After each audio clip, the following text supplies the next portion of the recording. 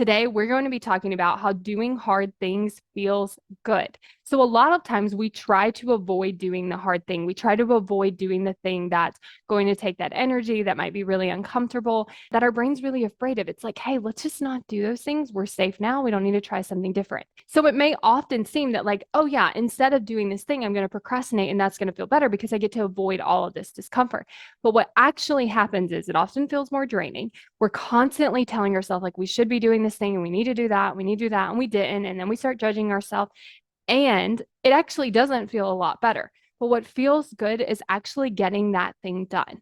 What feels good is showing up for ourselves when we say that we're going to. So there's that discomfort at the beginning that's like, oh, I really don't feel like doing the thing, but I'm going to do it anyway. That feels uncomfortable. Maybe we're afraid to do the thing, and then we do it and we allow that fear to be there so we can overcome it and show up for ourselves and do those things and move us closer to our goals.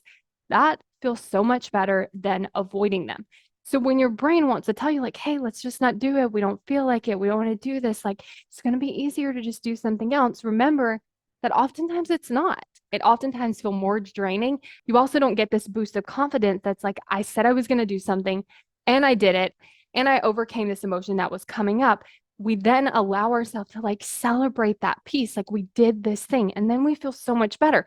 It's kind of like if you're like carrying these like rocks on your back in a backpack.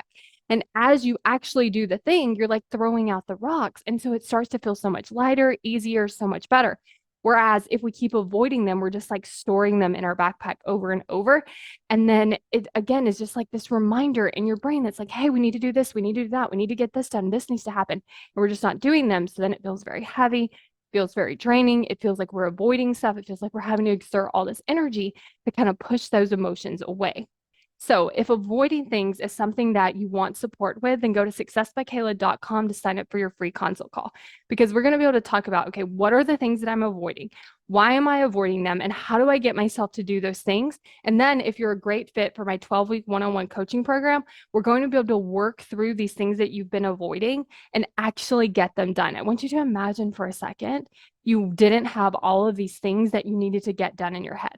It was like they were either done or like you knew for sure you were going to do them. How would you feel? Maybe you would feel so much calmer. Maybe you would feel so much confident. Maybe you wouldn't feel so bad about yourself because of all the judgments that keep coming up. So if this is something you want to work on, then go to successbykayla.com to sign up for that call.